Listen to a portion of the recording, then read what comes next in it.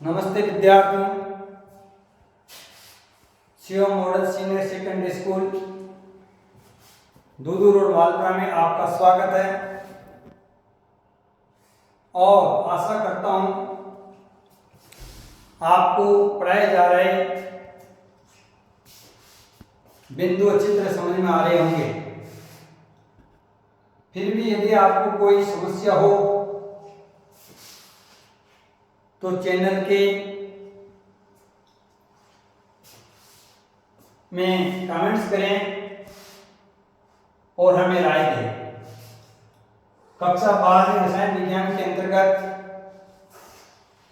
जो हमने विलेय और विलायन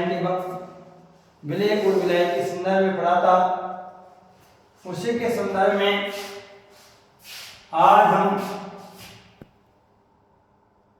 प्रमुख बिंदुओं के अंतर्गत द्रव्यमान प्रतिशत, आयतन प्रतिशत, द्रव्यमान आयतन प्रतिशत, ppm, मोल अंश, मोलरता व मोलरता के संदर्भ में जानने की कोशिश करेंगे। सबसे पहले द्रव्यमान प्रतिशत। द्रव्यमान प्रतिशत को W/W से व्यक्त किया जाता है। द्रव्यमान प्रतिशत ज्ञात करने के लिए निम्नांकित सूत्र को काम में लिया जाता है। W/W अर्थात द्रव्यमान प्रतिशत बराबर विलयन में अवयव का द्रव्यमान बटे विलयन का कुल द्रव्यमान गुणा 100। जनरली स्टूडेंट प्रतिशत के चिन्ह और भाग के चिन्ह में गलती कर देते हैं। प्रतिशत के चिन्ह में तिरछी लाइन और एकांतर क्रम में डॉट लगे रहते हैं, जबकि भाग के चिन्ह में तिरछी लाइन और डॉट अंश बटे हर के रूप में होता है, या फिर लाइन को सतह पर सीधी खींच करके डॉट एक दूसरे के ऊपर होता है। ये इनका जनरल चिन्ह का अंतर है। इसे हम बारीकी से समझने का प्रयास करते हैं कि विलयन में अवयव का द्रव्यमान, इसका तात्पर्य है कि जो विलयन हमने काम में लिया है उसमें विलायक और विलेय दोनों मौजूद है। उनमें से हम विलायक के अवयव की बात कर रहे हैं या विलेय के अवयव की बात कर रहे हैं, ये एग्जाम्पल में हम देखेंगे। दोनों में से किसी का भी अवयव हो सकता है। विलयन में जो हम जिस अवयव का द्रव्यमान ज्ञात करेंगे, द्रव्यमान प्रतिशत ज्ञात करेंगे, वह अवयव विलायक का भी हो सकता है या विलेय का भी हो सकता है। तो विलयन में अवयव का द्रव्यमान बटे विलयन का कुल द्रव्यमान। किसी भी विलयन के कुल द्रव्यमान से क्या तात्पर्य है कि उस विलयन में मौजूद विलायक और विलेय की कुल मात्रा से होता है। उन्हें समझें, किसी भी विलयन से क्या तात्पर्य है। किसी भी विलयन से तात्पर्य है कि एक ऐसा समांगी मिश्रण जिसमें विलायक और विलेय की मात्रा को संयोजित किया जाता है, अर्थात दोनों की कुल मात्राओं के योग के बराबर विलयन की कुल मात्रा कहलाती है। और इनमें मौजूद अवयव का द्रव्यमान प्रतिशत हम ज्ञात करते हैं, तो उसके लिए विलयन में अवयव का द्रव्यमान बटे विलयन का कुल द्रव्यमान गुना 100 काम में लिया जाता है। अब महत्वपूर्ण जो घटक है वह यह है कि द्रव्यमान प्रतिशत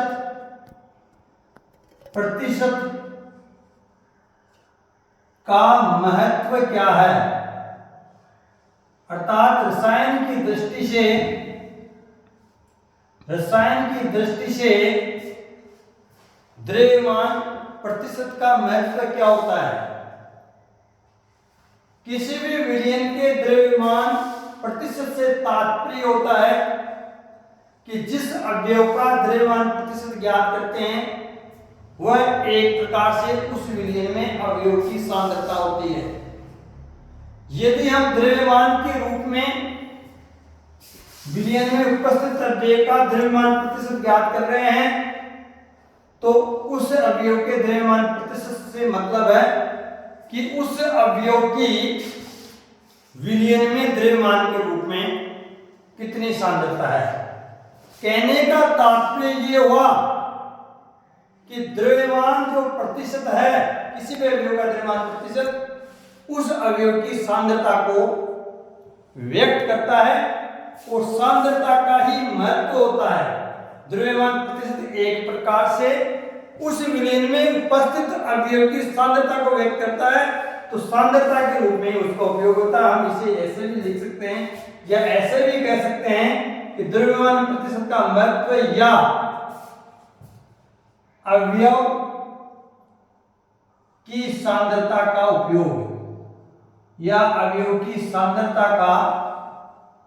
उपयोग विलयन में उपस्थित अवयव की सांद्रता का उपयोग कहें या द्रव्यमान प्रतिशत का महत्व कहें, एक ही बात होती है, अलग अलग कुछ भी नहीं है। अब इसे हम साधारण शब्दों में ऐसे समझ सकते हैं कि 10 ग्राम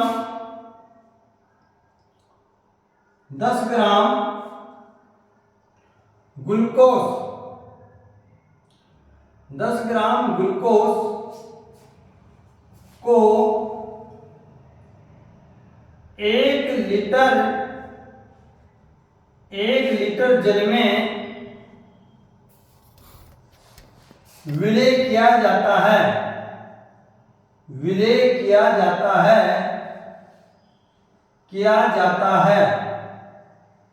1 लीटर जल में विलय किया जाता है, तब ग्लूकोज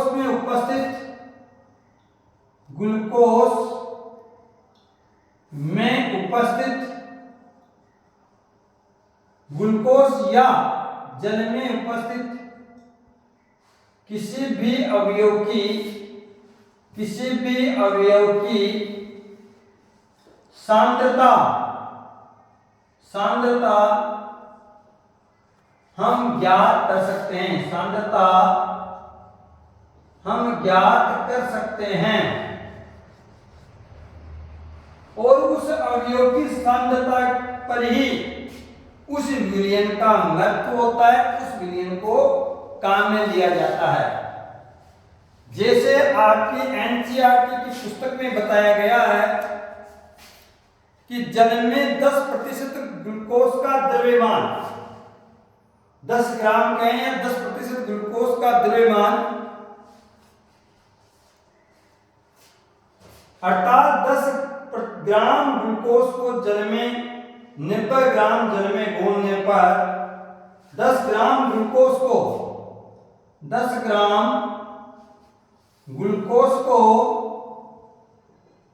90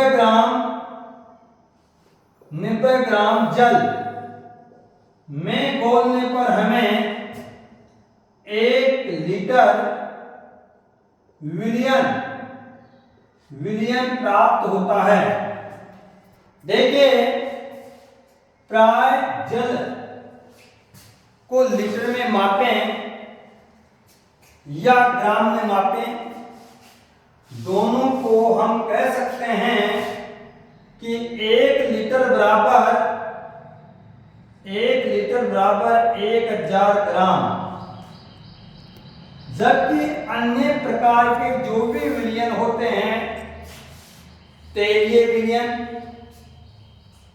समुद्री जल का विलयन, अम्लीय विलयन, दूध का विलयन, इनको यदि लीटर को ग्राम में चेंज करते हैं, 1 लीटर दूध को ग्राम में चेंज करेंगे तो 1000 ग्राम नहीं होगा, या तो ज्यादा होगा या कम होगा। ऐसे तेलीय विलयन को 1 लीटर तेल को 1 लीटर ऑयल को ग्राम में बदलते हैं तो 1000 ग्राम नहीं होंगे। ऐसा ही पेट्रोल या डीजल, 1 लीटर डीजल या 1 लीटर पेट्रोल को ग्राम में व्यक्त करते हैं तो उसकी मात्रा 1000 ग्राम के बराबर नहीं होगी, 19-20 होगी। इसके संदर्भ में भी मैं आपको विस्तार से अलग से एक एपिसोड में बताऊंगा कि लीटर और ग्राम में क्या संबंध होता है, रिलेशन बिटवीन लीटर एंड ग्राम।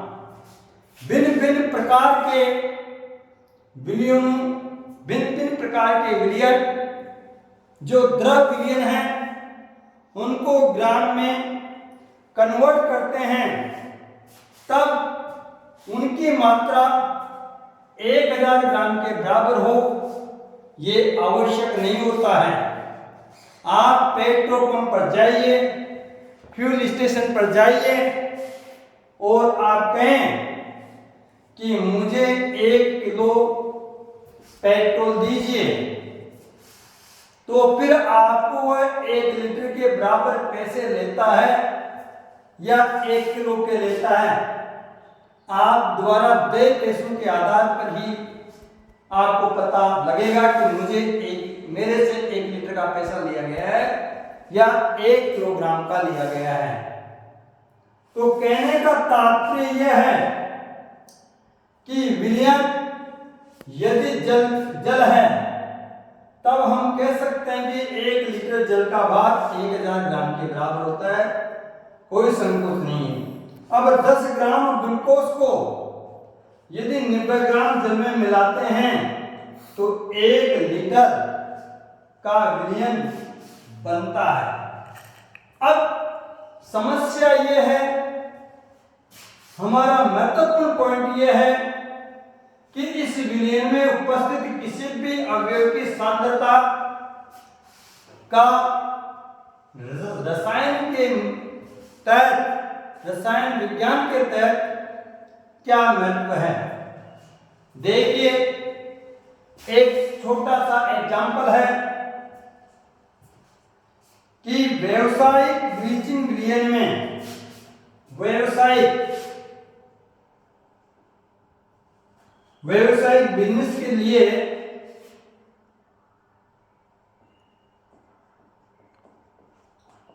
व्यावसायिक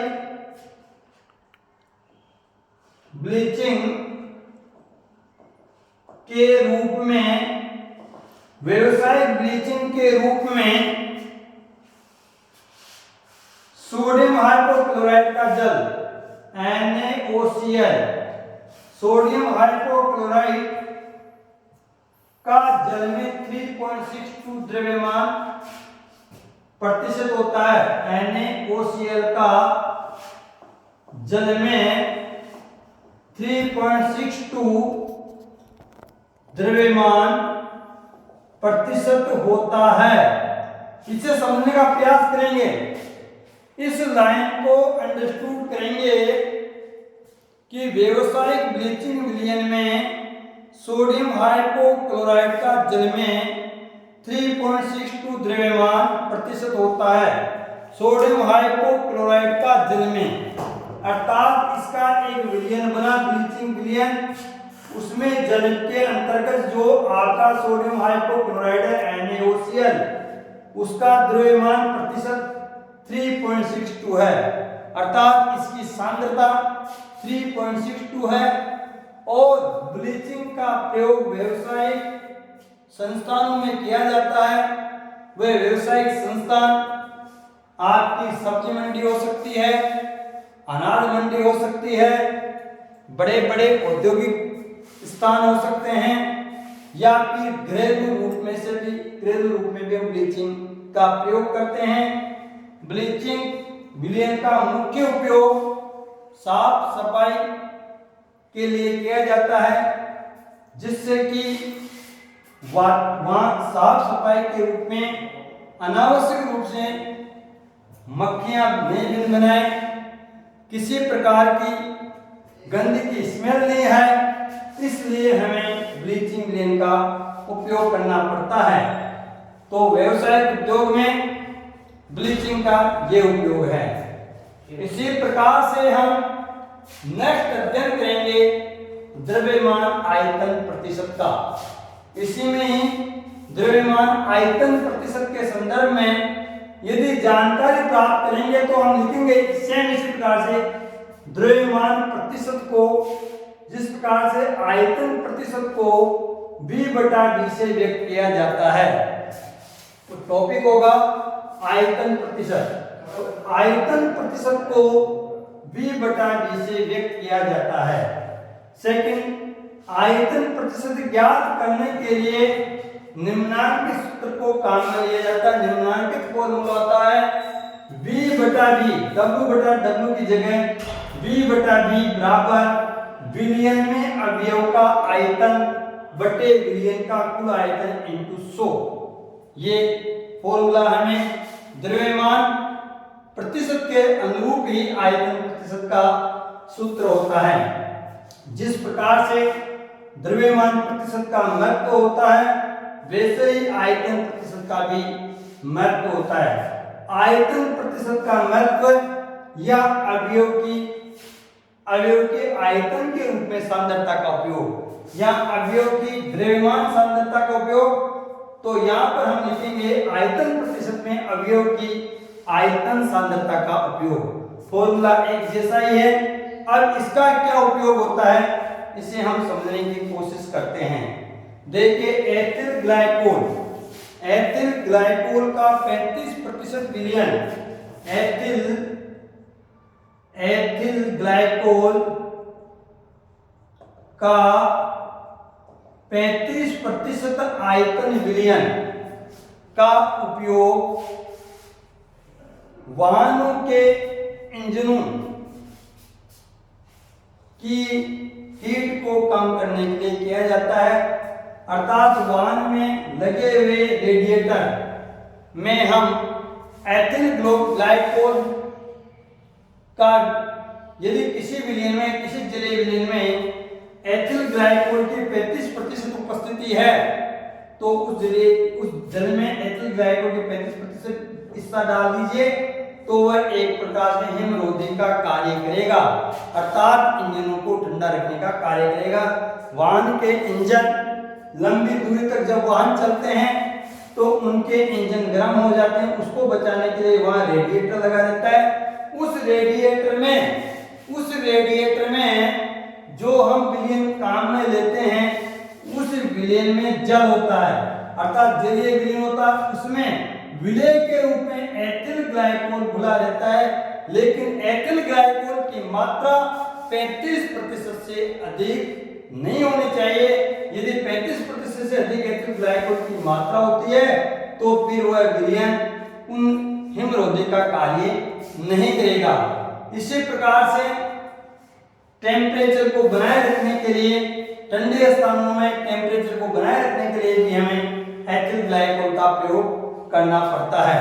तो कहने का तात्पर्य है आयतन सांद्रता, अर्थात जलीय विलयन में यदि विलय के रूप में एथिल ग्लाइकोल को उपयोग में लिया गया है तो हम उसके 35% अर्थात एथिल ग्लाइकोल का आयतन प्रतिशत 35% की जो सांद्रता है, आयतन के रूप में जो सांद्रता है, वह हमें वाहनों के इंजनों को ठंडा रखने में या हिमरोधी के रूप में प्रयोग में लाया जाता है।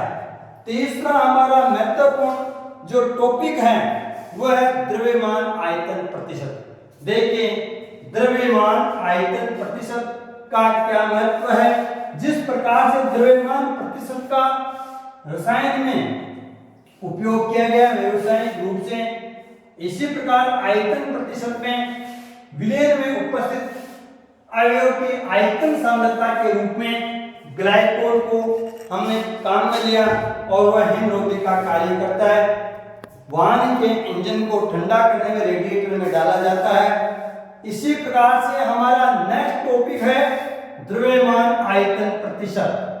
द्रव्यमान आयतन प्रतिशत यह एक प्रकार से विशेष प्रकार की इकाई है। इसका उपयोग अर्थात यदि हम इसका उपयोग औषधियों व फार्मेसी के रूप में किया जाता है।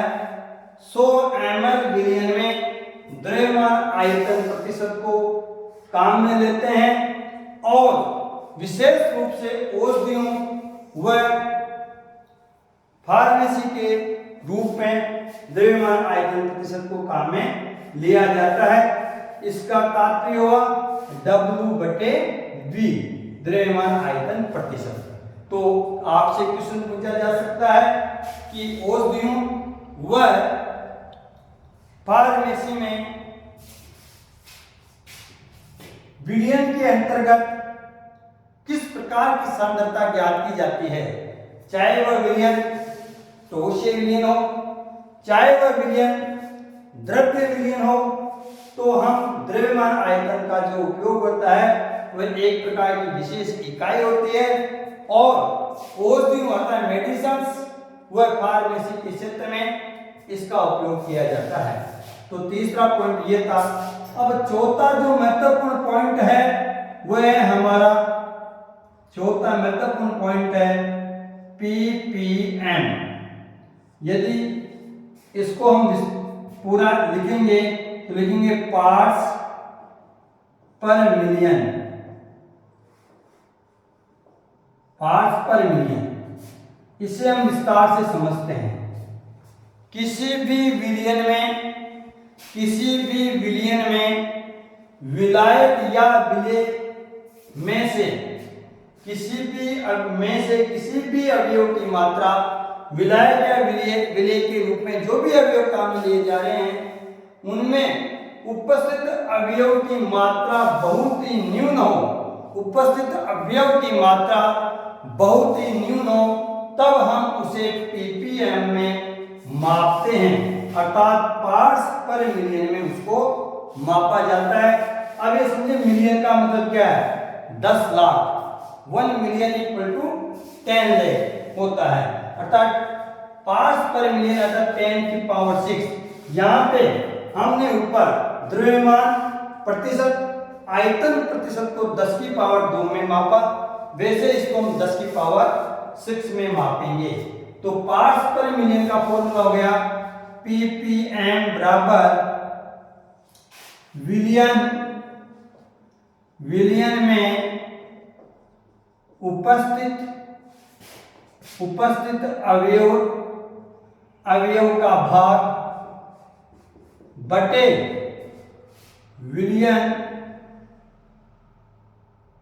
विलयन का कुल भाग अर्थात विभिन्न अवयव का कुल भाग इंटू 10⁻6। ये ppm का फॉर्मूला हो गया। पार्ट्स पर मिलियन इस प्रकार से निकाला जाता है। यह विलेय या विलायक में उपस्थित अवयवों की बहुत ही सूक्ष्म मात्रा को मापने के लिए इसको काम में लेते हैं, इसका यूज लिया जाता है। यह भी एक प्रकार की सांद्रता है जो उस अवयव की पर मिलियन सांद्रता को ज्ञात करते हैं अर्थात 10 लाख में से उस अवयव की 10 लाख में से क्या भागीदारी है उसको ज्ञात करने के लिए ppm का उपयोग किया जाता है। जिस प्रकार से 1 लीटर जलीय विलयन 1 लीटर समुद्री जल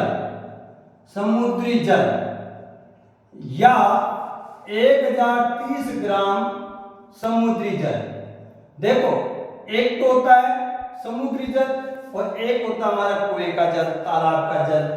हाँ, तो समुद्री जल की जो मात्रा है 1 लीटर किसके बराबर थी, 1 लीटर समुद्री जल का मान 1 लीटर समुद्री जल 1030 ग्राम के बराबर होता है, 30 ग्राम के बराबर। जबकि साधारण जो जल होता है H2O जो होता है वह 1 लीटर का मान 1000 ग्राम के बराबर होता है। तो 1 लीटर समुद्री जल अर्थात 1030 ग्राम समुद्री जल में घुलनशील ऑक्सीजन की मात्रा, समुद्री जल में भी ऑक्सीजन घुली रहती है तो साधारण जल में भी ऑक्सीजन घुली रहती है। इसी कारण से गोताखोर या नहाने वाले आराम से जल में नहा लेते हैं, और या फिर जीव जंतु जैसे मछलियां रहती है, अन्य जो भी जल में रहने वाले जीव जंतु होते हैं वह आसानी से जल में क्यों रहते हैं? क्योंकि जल में ऑक्सीजन घुलनशील अर्थात जल में ऑक्सीजन मिली रहती है, वह ऑक्सीजन ही उनके श्वास के लिए काम करती है। तो इसमें जो मात्रा है वह 6 × 10⁻³ ग्राम होती है। अर्थात समुद्री जल 1 लीटर समुद्री जल में या 1030 ग्राम समुद्री जल में, समझे 1030 ग्राम समुद्री जल में उपस्थित ऑक्सीजन की मात्रा, इसमें उपस्थित ऑक्सीजन अर्थात O2 की मात्रा 6 × 10⁻³ ग्राम होती है। अब इसको यहाँ पे ज्ञात करें ppm के रूप में, यदि इसका यूज करें तो विलयन में उपस्थित अवयव अर्थात विलयन में उपस्थित O2 अवयव का भाग, क्योंकि ऑक्सीजन की मात्रा ज्ञात कर रहे हैं हम, किसकी मात्रा ज्ञात कर रहे हैं? ऑक्सीजन की मात्रा ज्ञात कर रहे हैं, तो O2 का भाग बटे विलयन का कुल भाग, विलयन का कुल भाग इंटू 10⁻⁶। O2 का भाग कितना अपने पास? 6 × 10⁻³ ग्राम बटे विलयन का कुल भाग। इस विलयन में समुद्री जल प्लस ऑक्सीजन दोनों हैं, इस कारण इसको हम लिखेंगे 1030 प्लस 6 × 10⁻³ गुणा 10⁻⁶। इसका सॉल्यूशन करेंगे तब जाकर के समुद्री जल में घुलनशील ऑक्सीजन की सांद्रता ज्ञात होगी। तो समुद्री जल में जो घुलनशील ऑक्सीजन है उसकी मात्रा 5.8 ग्राम प्रति 10⁻⁶ ग्राम समुद्री जल होगा, समुद्री जल, या फिर इसको लिख सकते हैं 5.8 ppm, 5.8 ppm होगा। इसको यदि आप कैलकुलेट करेंगे 6 × 10⁻⁻, कल मैंने मेरे एक एपिसोड में, मेरे एक वीडियो में ये एग्जांपल मैंने आपको हल करवाया, आप देखिए, मेरे इस डिस्क्रिप्शन बॉक्स में मिल जाएगा, मेरे YouTube के डिस्क्रिप्शन बॉक्स में आपको ये एग्जांपल मिल जाएगा कि 1 लीटर समुद्री जल में घुलनशील ऑक्सीजन की सांद्रता कितनी होती है, क्योंकि वो बहुत ही कम सांद्रता, बहुत ही कम मात्रा में उपस्थित होती है, इस कारण उसका 1 लीटर समुद्री जल में ऑक्सीजन की सांद्रता 5.8 ppm होता है, पार्ट्स पर मिलियन होता है। अब इसका उपयोग यहां हमने निकाले नहीं, उपयोग क्या है, ppm का उपयोग क्या है? उपयोग प्रदूषकों में। अब आप समझिए प्रदूषण और प्रदूषकों में अंतर होता है। प्रदूषण क्या होता है? वातावरण में उपस्थित वायु, जल और ध्वनि, साथ में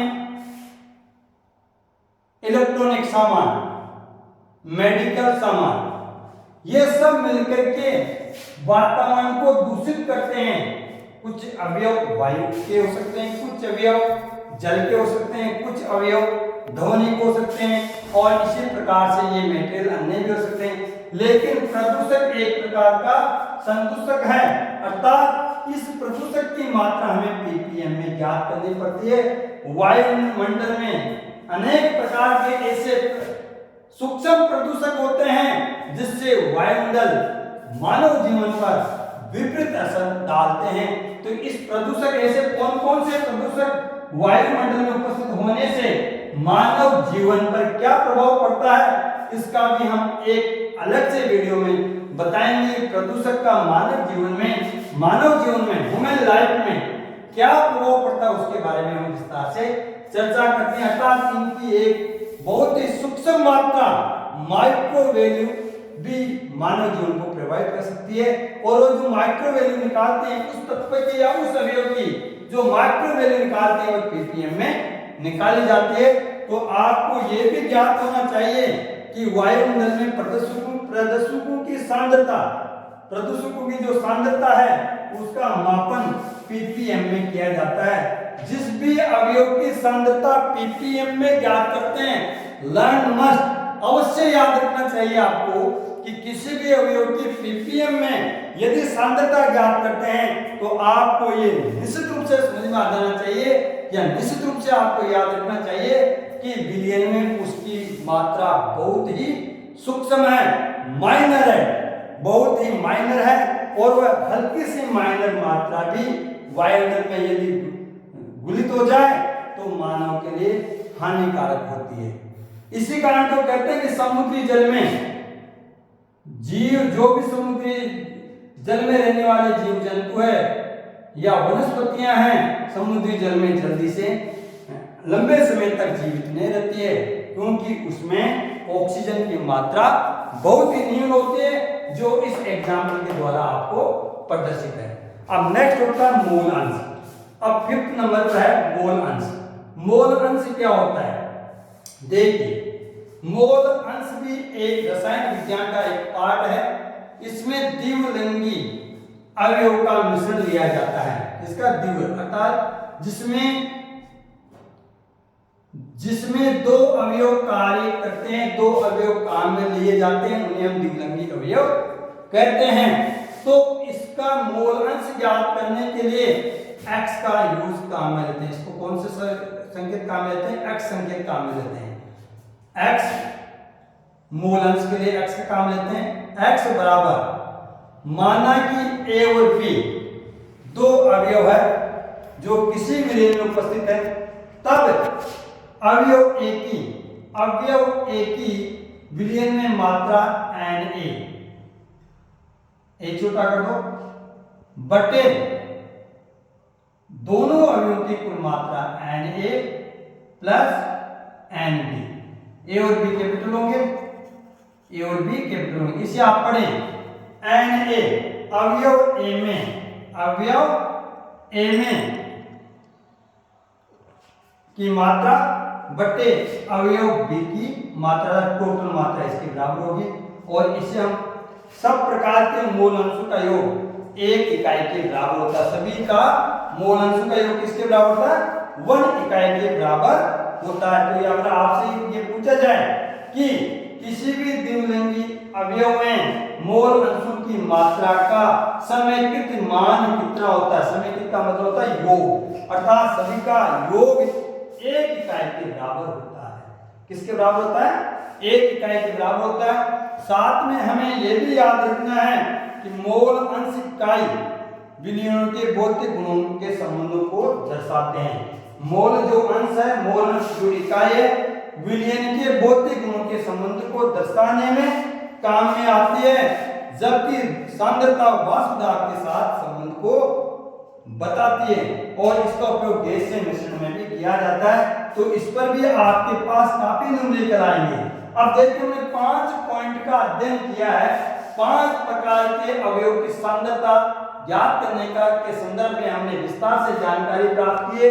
पहला, द्रव्यमान प्रतिशत के रूप में, दूसरा आयतन प्रतिशत के रूप में, तीसरा द्रव्यमान आयतन प्रतिशत के रूप में, चौथा पार्ट्स पर मिलियन के रूप में, पांचवा मोल अंश के रूप में, और फिर हम मोलता और मोलता का भी अध्ययन करेंगे। इनमें से सबसे ज्यादा महत्वपूर्ण और जो न्यूमेरिकल टाइप के क्वेश्चन आएंगे वो आएंगे आपके मोल अंश पर, क्योंकि मोल अंश द्विलिंगी अवयव या द्विलिंगी यौगिकों में ही काम में आते हैं। तो इसमें स्पष्ट है कि अवयव A के मोल अंश का मान और अवयव B के मोल अंश के मान को Na और Nb द्वारा व्यक्त करते हैं। और मोल अंश बराबर x होता है, x बराबर Na बटा Na प्लस Nb। और सभी अवयवों का मोल अंश का समेकित मान अर्थात कुल मान 1 इकाई के बराबर होता है।